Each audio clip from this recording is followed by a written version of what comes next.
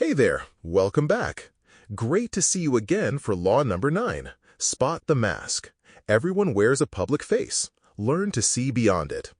If you haven't watched the previous episodes yet, you're missing some important steps in this book.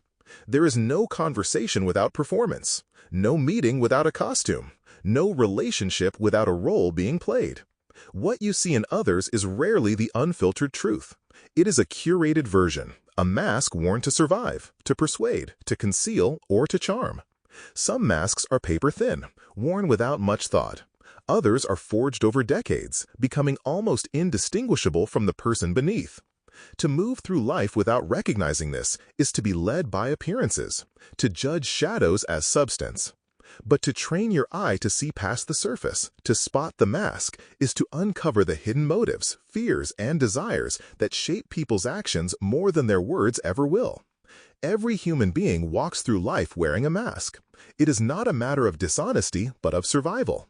The mask is the carefully constructed face we present to the world, the polished smile that hides anxiety, the firm handshake that disguises doubt, the calm voice that conceals irritation.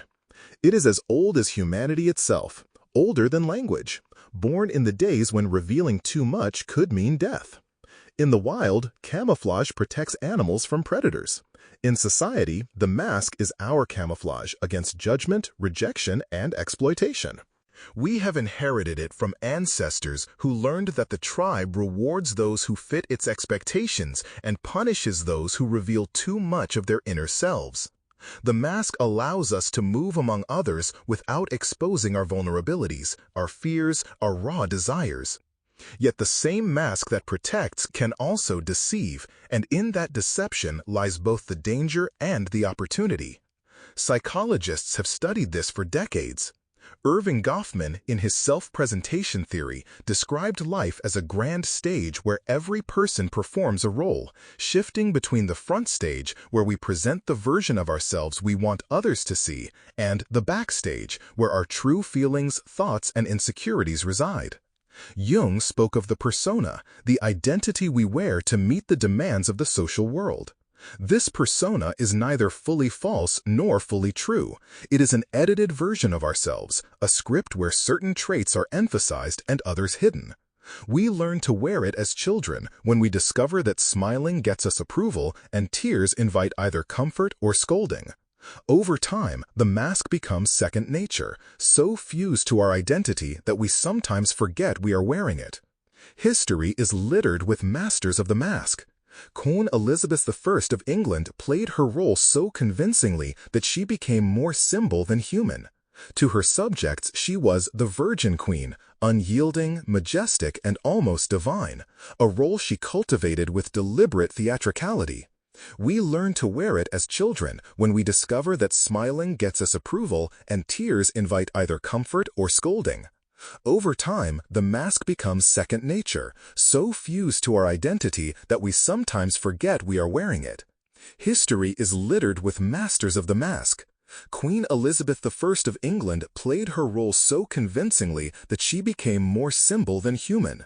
To her subjects, she was the Virgin Queen, unyielding, majestic, and almost divine, a role she cultivated with deliberate theatricality.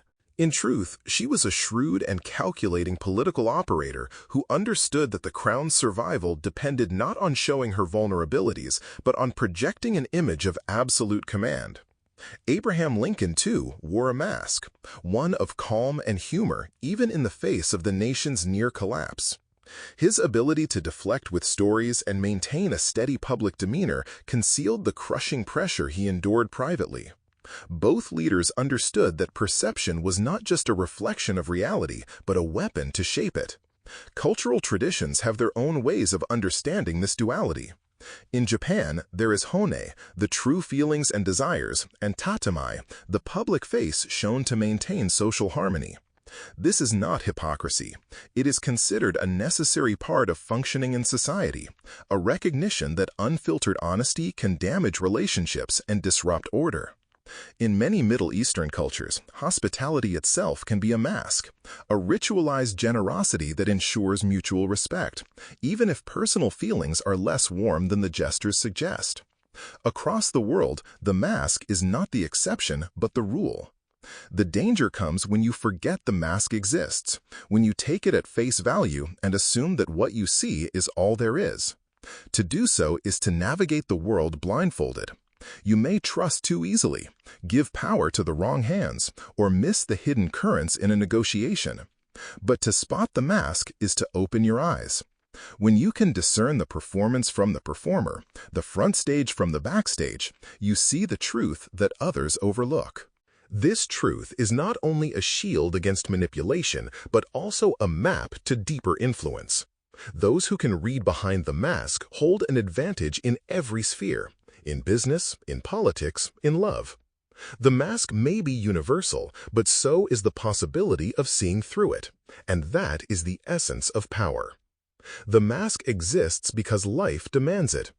In the earliest human societies, survival often hinged on one's ability to read the intentions of others while concealing one's own.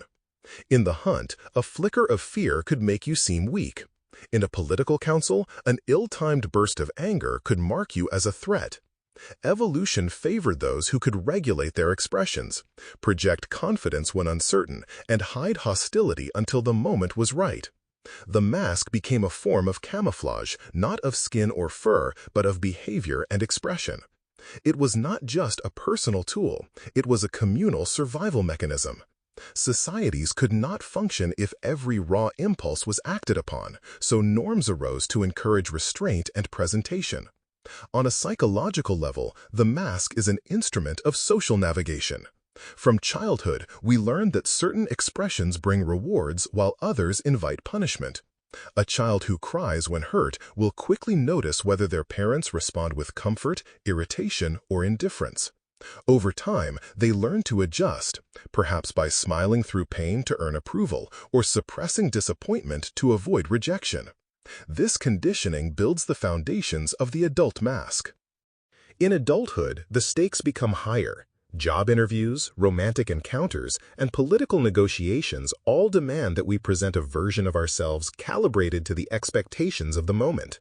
The mask becomes the interface between our inner world and the demands of the outer world. Culture adds another layer of complexity. In Japan, as in many East Asian societies, the distinction between hane and tatemae is not a mark of deception but of refinement, a social courtesy that prioritizes harmony over raw expression. In the Middle East, a host may offer grand hospitality even to a rival, because the ritual itself upholds honor regardless of personal feeling.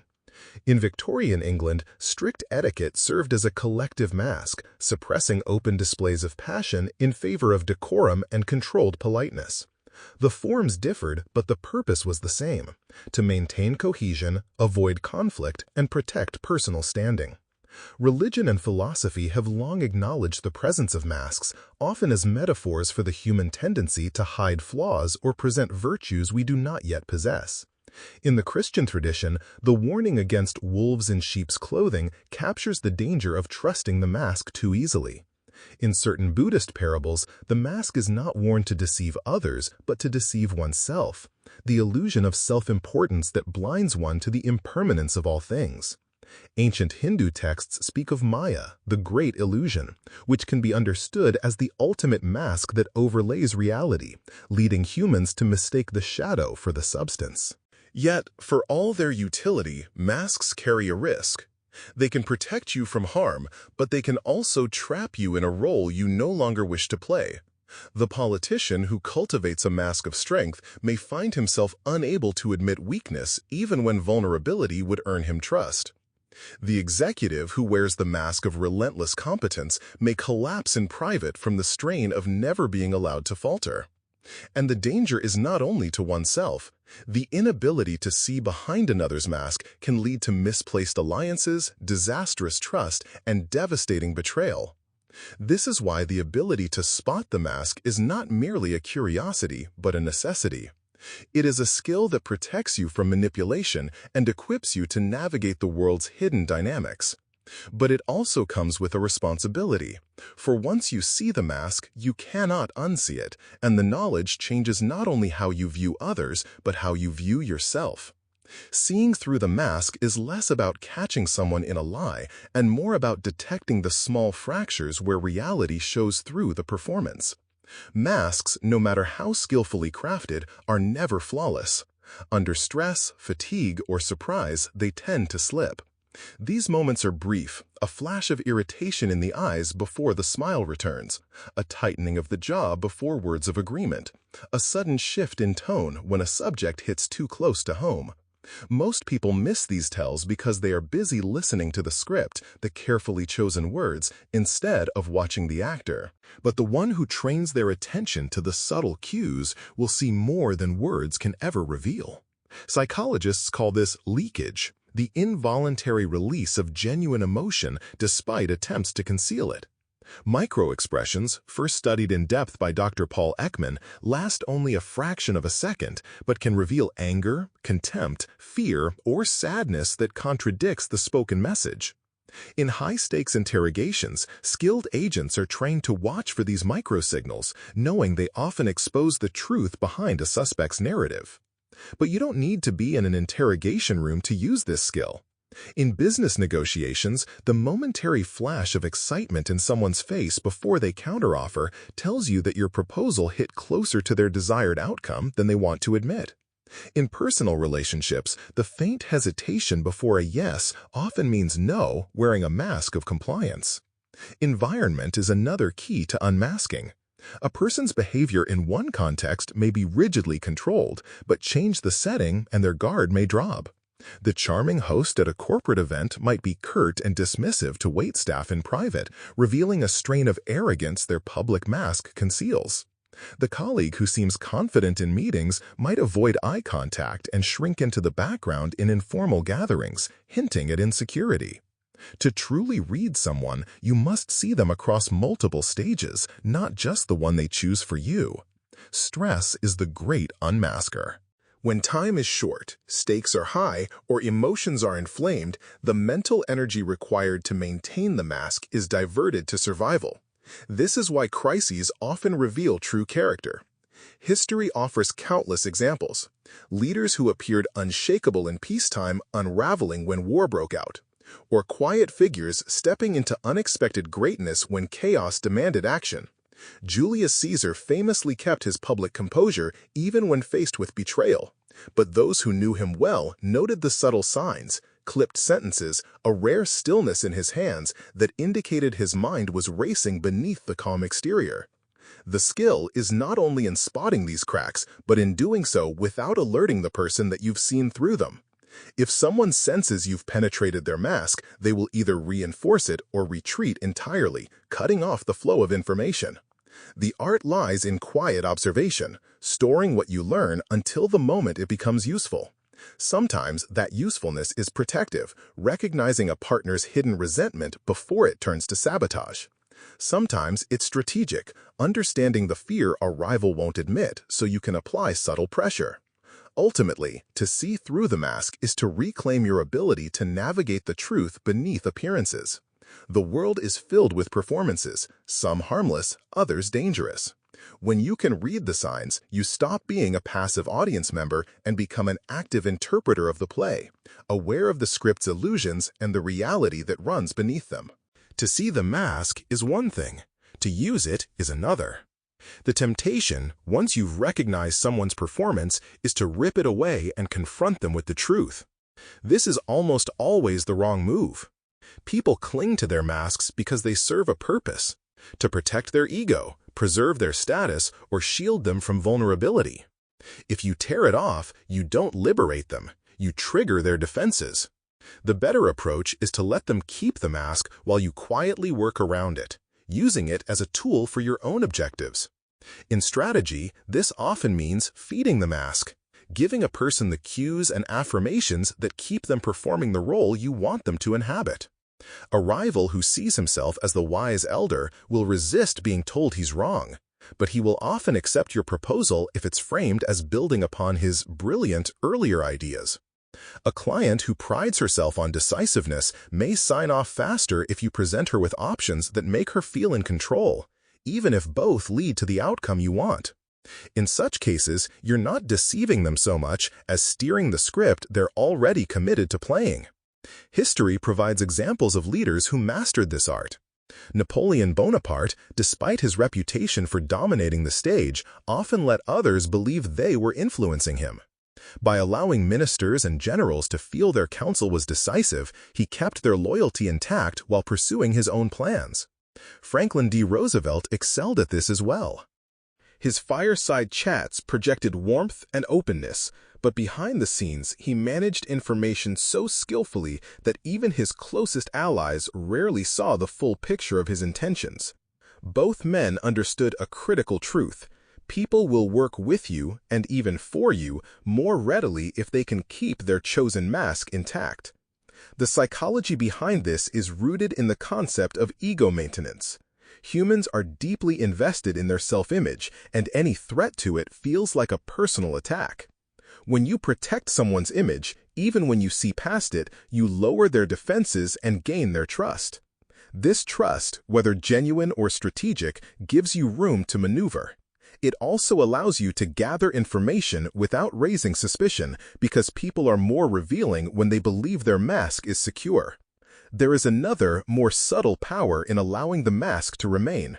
When you let someone continue their performance without interference, you give them the rope to reveal themselves fully. In time, the act may become unsustainable, and the truth will emerge, not because you forced it, but because the weight of the role becomes too heavy for them to carry. This collapse can provide the clarity you need without you ever having to expose your own awareness. In this way, the mask becomes not a barrier, but a lens, one through which you can study, predict, and guide the person wearing it. To use the mask to your advantage is to recognize that appearances are not obstacles to the truth, but pathways to influence. You are not simply looking for what lies behind. You are working with what is shown, bending it toward your goals. The mask is not the enemy. It is the costume in which you direct the play. It is easy to focus on the masks of others while forgetting the one you wear yourself. The truth is, you cannot fully master the art of spotting masks until you become intimately familiar with your own.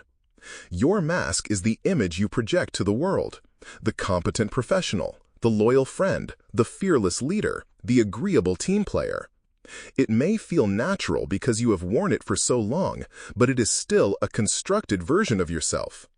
To understand it, you must ask, why do I wear this mask, and when did I put it on?